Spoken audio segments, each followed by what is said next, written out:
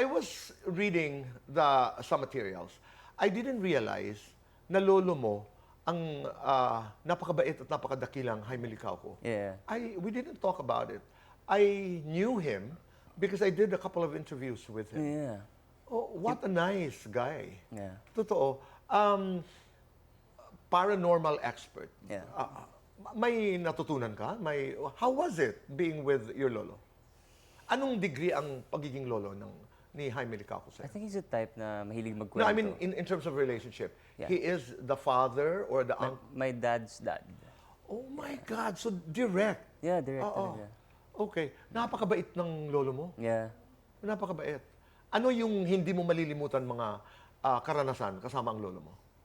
I think like pag-bend ng fork, nagtitingnan lang yun, mag-bend na siya, mga gano'n. Nakita mo yun? Yeah.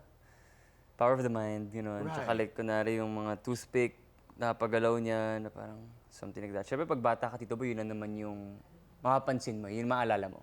Oo. Diba? Right. So yun. Pero like now, siyempre wala na siya ngayon.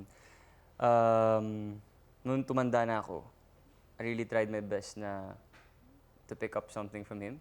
Specifically, meditation, being present, Right. manifestation, Right. intuition, di ba? So, which I think now na-apply ko rin sa pagnenegosyo ko, di ba? So, yun talaga. Oo. Yung mga paranormal experiences, meron ka rin, namamana yun. Akala ko, Tito Boy, yung sleep apnea ko before was paranormal. Kasi binabangungot ka eh. Oo. Di ba, alala ko, nakatingin ako sa wall dito. Sinusuntok ko yung wall. Ano ba, tigilan mo na ako, ganyan. But actually, wala lang kasing hangin sa wall. Di ba, pag sleep apnea, kailangan mo ng hangin eh. Oo. So, yun. So, wala Wala, Tito Boy. Wala kang mga karanasan. Wala. No, nakaka-proud. He was a good man. Yeah, he was. He was always kind. Yeah. Every time we would get a chance to do an interview with your lolo, Yeah. he was very welcoming.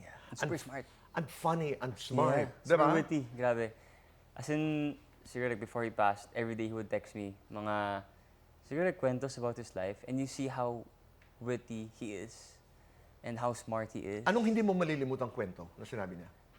Lagi lang niya sa akin kinakwento yung mga experience niya na about yung being at the right time with Being a at the right- specific person, something like that. So naniniwala siya doon. Yung parang, what do you call that? Law of Attraction, Yeah, something like that, mga serendipity, ganun. Yeah, serendipity. Yeah, serendipity. synchronicity, Yeah, at ganun. maraming mga So naniniwala siya sa mga soulmate. Oh. Yeah, naniniwala siya doon. So meron siya soulmate na... Was he proud that you got into the business? Nabutan niya? Yeah. Actually, nakakwento ka niya sa akin, Tito Boy, na parang kilala ka daw niya. Yes. Interview na daw kayo before. For example, napanood yung interview natin. Oo. Sabi niya, ako na-interview rin ako niya. Yes. Boy, gano'n. Right. Yeah. Very nice man. But proud siya na Yeah, Tito Boy, for narating sure. mo ang narating mo. Yeah, I mean, pinanood niya yung Pulang Araw. Di ba? Maria Clara. Maria Clara, pinanood niya. Lahat, Tito Boy, pinapanood niya. Basta lahat ng nasa Netflix ko, pinapanood talaga niya. Proud, Lolo. Yeah. Oo. Di ba? At I'm sure he would have been proud kung mapapanood niya ang Never Say Die.